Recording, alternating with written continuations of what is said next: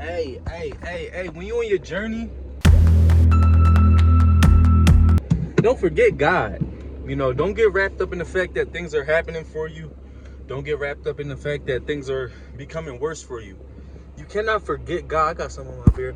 You cannot forget God. So, me personally, you know what I'm saying? I was going through what I was going through. I was waking up to things in society and, you know, just following my path, going through my spiritual awakening, waking up to narcissistic abuse. You know, y'all seen it all on my channel. But I felt like, oh, my windshield is not even thawed out. I felt like now I started to forget God. And yesterday I went to the gym. I started listening to, I don't really listen to gospel music, but I started to listen to, what's that song? It's like, without you, I done lost it all. But now I see how you were there for me, and I can say I'm stronger, I'm wiser. Yeah, that's that song, man. When I first, because when you realize that certain people don't rock with you in life, when you realize that your own family do you dirty, or when you realize that people you think are supposed to be cool with you, close to you, cross you, it hurts you, especially if you're an empathetic individual, especially if you're somebody who cares, who has empathy. You know what I'm saying? It's kind of messed up. That car was super close to the other car. But yeah, it's honestly messed up, and it's something that you have to heal from, something you have to work on. And it's not an easy task to deal with. So, yeah, I just want to let y'all know, like, always remember to keep God on your side, for real. Like my song, as long as God on my side, y'all can't really stop my grind. I'ma grind till I shine, y'all can't really stop my grind. I don't know why they hate, but they hating on my line. You be talking all that, but I really don't got time. Yo, my windshield is really, look, I'm gonna show you. Hold on, I'm about to pull over real fast. Check out my windshield. Look at this. My windshield is really like, yeah, bro. It's acting super weird, but yeah. I'm gonna throw this out a little bit, but continue to have God on your side for sure.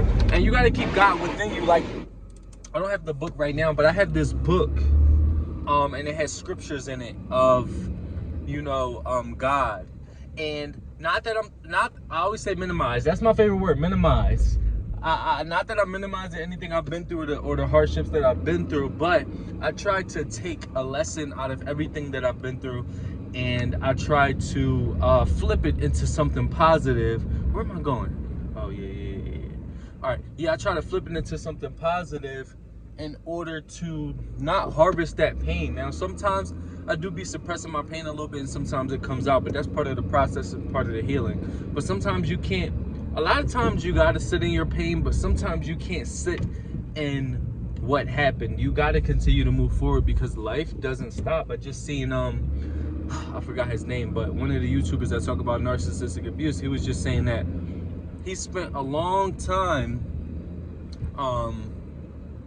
basically not doing anything. He wasn't going to the gym, he wasn't working on himself, he was just sitting around researching narcissism. And he's also the scapegoat within his narcissistic family, so he was just researching stuff, and he just, it was kind of a mind fuck, which it was for me too, which it is for most people. But yeah, he's just researching stuff and stuff like that, and he basically lost himself in the research. Thank God I didn't fall in that deep, but I did get to the point where I wanted to isolate myself. Every once in a while, I still want to isolate myself and not be around people. And I don't know if that's a what you call it. I don't know if that's a trauma response, or if that's just how I am. I don't know. But what I do know is that I feel like as long as you keep God on your side and try to look at the best in every situation, you can pretty much do anything, you know what I'm saying? And not only in the physical realm, such as like become an actor, a musician, but I mean just like do anything in regards to how your mental operates. You can work on your confidence in that way. And there's so many other ways that you can work on yourself, and so many other ways that you have to work on yourself because just changing your mind frame and keeping God on your side, and you know, changing your perspective from thinking negatively or being a victim is not going to heal all your issues. You really have to break down everything within your life. Like if you have low self-esteem, you got to go into why you have low self-esteem. If you feel suicidal, you got to figure out where that comes from, where that trauma triggered from, and stuff like that. So it's so many different layers of everything, and you kind of got to tap into those layers. There's still a lot of stuff that I need to work on in regards to just healing and working on myself. And you know, I feel like I came a long way to be somebody who was ostracized and scapegoated by their own family, for it to be only a year and a half. I feel like I came a long way, you know, to lose pretty much everybody in my life and to start over. Is a sad thing, but it's also a beautiful thing, because I let go a lot of things in my life that weren't good for me, like depression. My depression is like non-existent. I still have anxiety here and there, but my anxiety has gotten better. So much has gotten better in my life, and I think the only way that I could have done that is by, like I said, breaking down the details of everything and going into the layers. But also the main thing was God, keeping God on my side. Like I said, I didn't grow up religious. I just had this girl DM me on TikTok and was like, she said, are you spiritual or are you a Christian? And I'm like, I'm not no Christian. I didn't grow up religious, but I do consider myself spiritual. Although the more and more, that was like my